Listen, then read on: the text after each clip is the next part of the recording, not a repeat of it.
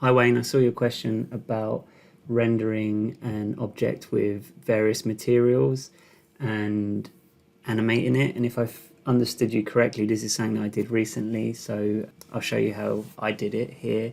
So I've got my object, it's a group, so I'm just going to open that up. So let's just say that this wood is what I want to make the variance of. I'll just run interactive to show you what it looks like now, and this is the wood that I want to change. I would go to the material editor, and in here I've created just a multi-sub object with my various materials in there. So I'm going to apply that to these wooden legs, and in the modifier I'm going to add a material. So now material 1 is applied to that, and then when I flick through, that's going to change to the different multi-sub materials. So now all we have to do is just turn on auto key and move the frame to 2 and 3.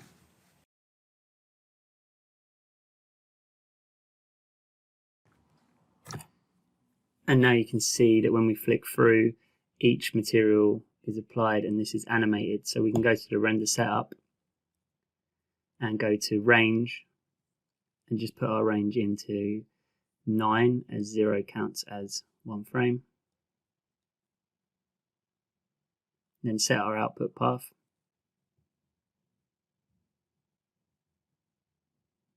And hit save, and then hit render. And I've got my passes set to 5, and I'll just fast forward this.